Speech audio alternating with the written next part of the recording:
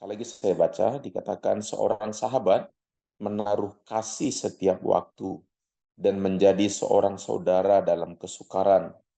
Dalam sebuah terjemahan yang lain dikatakan sahabat sejati selalu setia dan orang yang memberi pertolongan pada waktu diperlukan adalah bagaikan seorang saudara. Saudara yang kekasih, saya tidak tahu dengan saudara, tetapi semua kita saya pikir membutuhkan seorang sahabat, ya. Saudara, memang ada tipe-tipe sahabat, ya. Dalam kitab Amsal 18 ayat 24 dikatakan ada teman yang mendatangkan kecelakaan, tetapi ada juga sahabat yang lebih karib daripada seorang saudara, ya. Ada teman yang mendatangkan kecelakaan.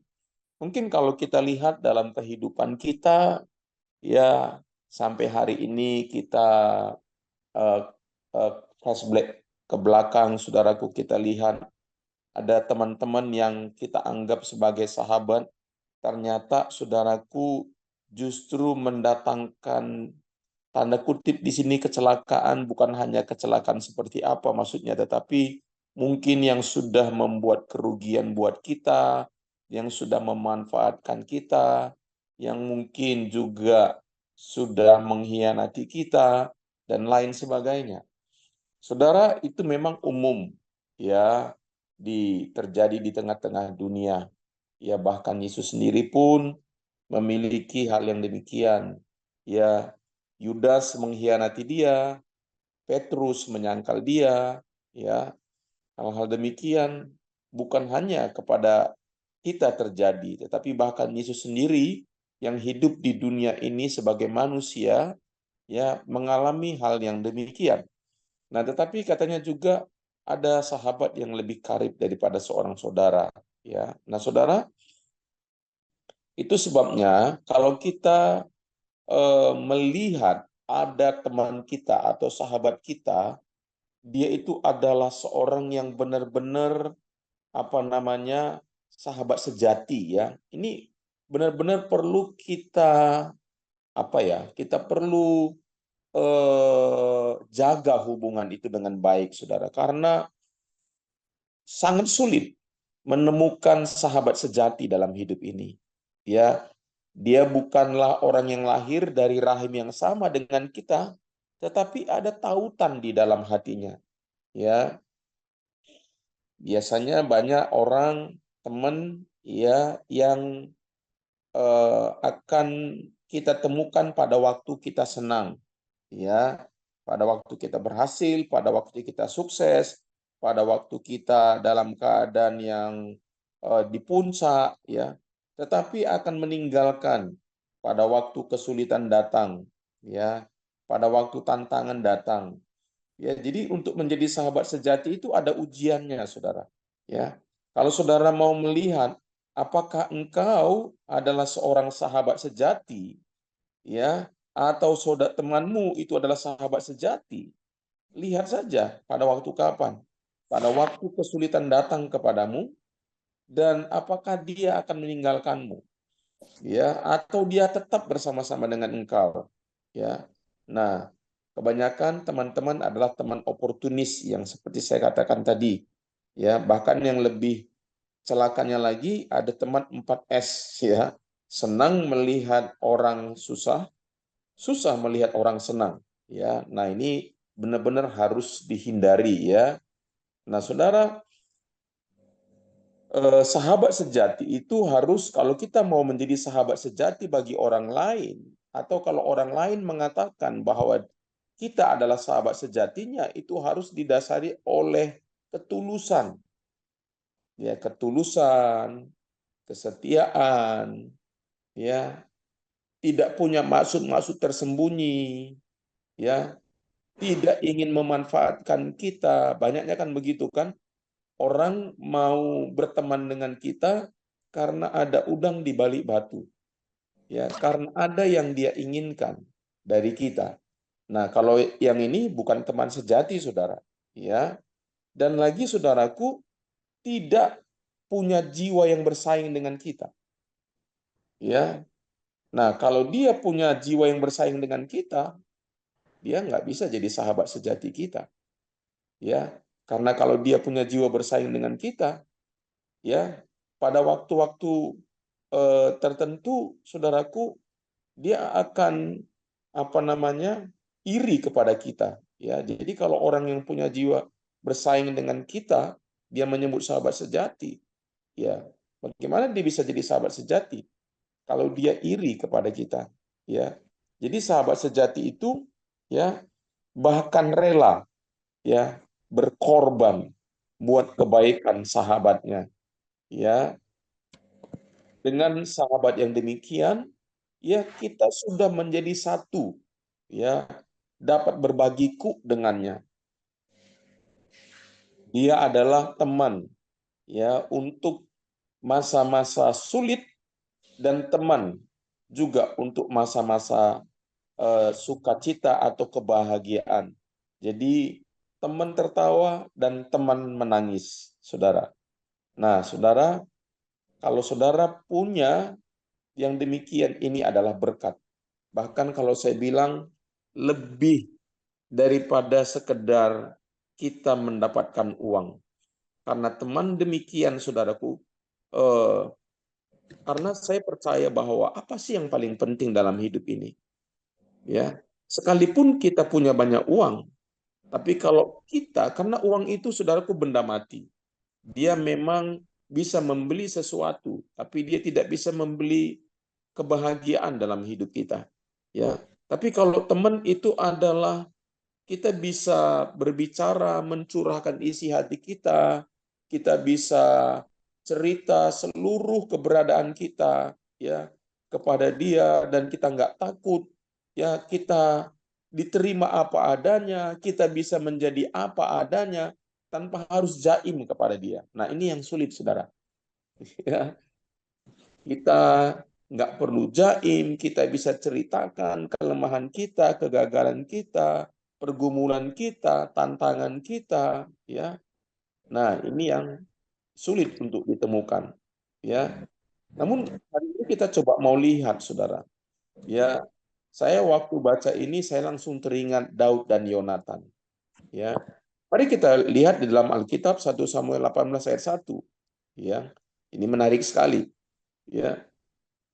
Dikatakan di sana, ketika Daud habis berbicara dengan Saul, berpadulah jiwa Yonatan. Saudara tahu Yonatan ini anaknya Daud, anaknya Saul. Berpadulah jiwa Yonatan dengan jiwa Daud. Dan luar biasanya, dan Yonatan mengasihi Daud seperti jiwanya sendiri. Wow, dahsyat sekali. Ya, kalau saya flashback ke belakang, ya, saya dulu punya teman yang demikian waktu saya SD ya. Itu rasanya eh, pengen ketemu dengan dia, mengasihi dia, rasanya ketemu dengan dia itu udah satu kebahagiaan yang sangat luar biasa ya. Nah, Saudara, dan di dalam ayat 3 dikatakan, Yonatan mengikat perjanjian dengan Daud karena ia mengasihi dia seperti dirinya sendiri. Ya, nah, saudara, jadi ciri sahabat sejati itu dari sini kita bisa lihat bahwa dia mengasihi atau kita mengasihi itu sama seperti dia mengasihi dirinya sendiri atau kita mengasihi diri kita sendiri sampai segitunya, saudara. Ya, jadi kita mengasihi dia itu seperti Yonatan katanya dia mengasihi Daud seperti dia mengasihi dirinya sendiri. Ya, jadi itu ciri daripada sahabat sejati. Ya, nah, yang kedua, saudara, ya, di dalam ayat 4, ya, Yonatan menanggalkan jubah yang dipakainya dan memberikannya kepada Daud dan juga baju perangnya sampai pedangnya, panahnya dan ikat pinggangnya. Nah, saudara, bayangkan saudaraku, apa yang Yonatan berikan ini adalah dia berkata kepada Daud, kalau udah begini, Yonatan sama dengan Daud, Daud sama dengan Yonatan. Ya, jadi Yonatan ini menanggalkan jubah yang dipakainya. Itu bicara tentang identitas. Karena Yonatan ini anak raja, saudara. Ya, jadi dia mengatakan bahwa Daud juga anak raja, ya, dan memberikan kepada Daud juga baju perangnya. Ini bicara tentang kalau jubah itu bicara tentang identitas, ya, identitasnya. Nah, juga baju perangnya itu bicara tentang apa?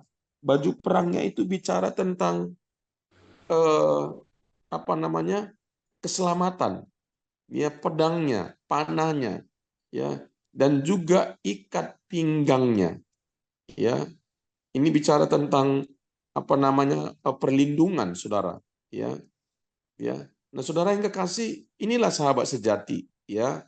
Jadi sahabat sejati yang pertama tadi adalah mengasihi sahabatnya seperti dia mengasihi dirinya, ya. Yang kedua, dia memberikan yang terbaik kepada sahabatnya, ya.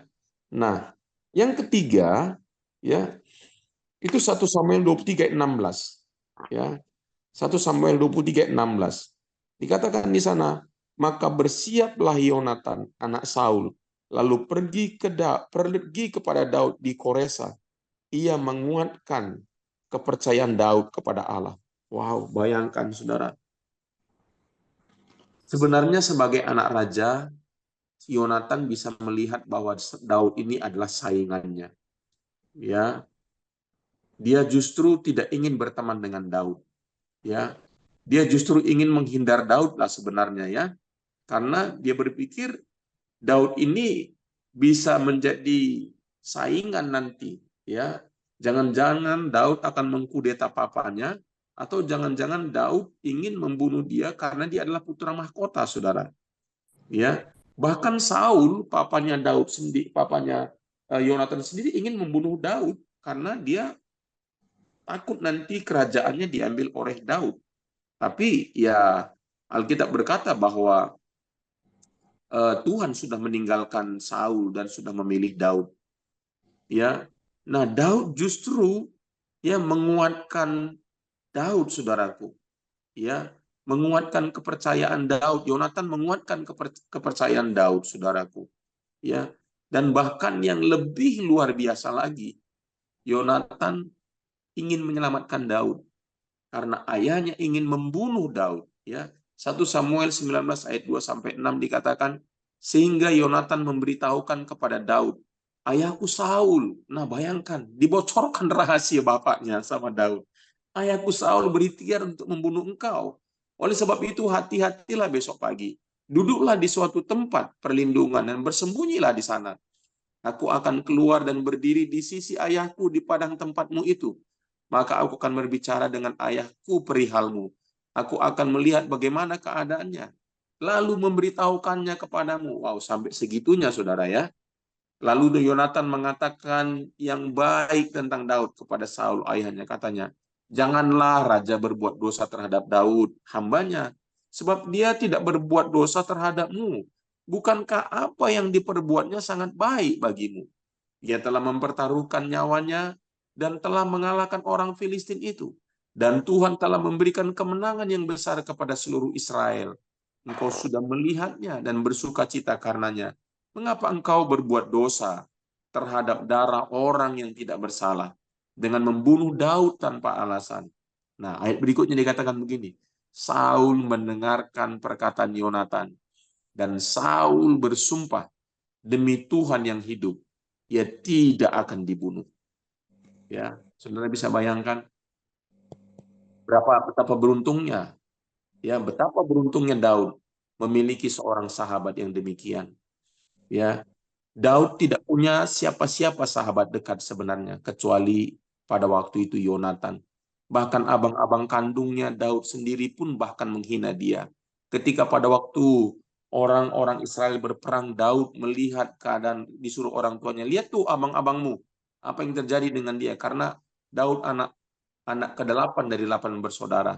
Pada waktu Daud datang, saudaranya merendahkan dia, hei kau ngapain kau kemari anak kecil?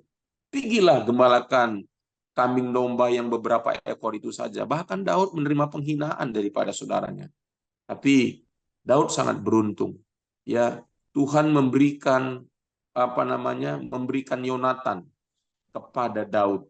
Ya, dan Yonatan adalah bahagian salah satu bagian berkat daripada Daud yang Tuhan berikan ya kepada Daud untuk dia menggenapi rencana Allah dalam hidupnya. Jadi ini keren sekali saudara ya. Yonatan itu seperti orang yang Tuhan berikan kepada Daud untuk sebagai bagian daripada perjalanan hidup Daud untuk menggenapi rencana Allah ya. Makanya saudara, ketika Yonatan mati saudara, ya kita baca 2 Samuel 1 ayat 26 dikatakan begini, merasa susah aku karena engkau, saudaraku Yonatan. Engkau sangat ramah kepadaku. Bagiku cintamu lebih ajaib daripada cinta perempuan. Wow. Seorang laki-laki berkata begitu kepada sahabat laki-lakinya dan berkata bahwa bagiku cintamu lebih ajaib daripada cinta perempuan. Udah sangat dalam, saudara. Bagaimana Daud merasakan kedalaman cintanya daripada Yonatan kepada dia, ya sehingga pada waktu Yonatan mati, ya dia benar-benar sangat sedih, ya sangat susah, saudara, ya. Dan ketika Daud menjadi raja, dia ingat kepada Yonatan, ya apa itu keturunannya, saudaraku, ya ada anaknya yang dipelihara oleh Daud pada waktu Daud menjadi raja. Saudara yang kekasih, sekali lagi memang tidak mudah untuk kita mendapatkan teman yang demikian. Tapi saudara, sekalipun kita belum mendapatkan teman demikian, ya sekalipun kita tidak punya teman yang demikian, ya saya mau mengajak kita mulai dari kita dulu kepada orang lain mungkin ya. Nah, tapi kalaupun belum saudaraku, ada satu sahabat sejati. Ya, kita sama-sama tahu saudara ya. Di dalam kitab Yohanes 15 ayat 13 dikatakan, tidak ada kasih yang lebih besar daripada kasih seorang yang memberikan nyawanya untuk sahabat-sahabatnya. Siapakah dia, saudara pasti sudah tahu. Yesus.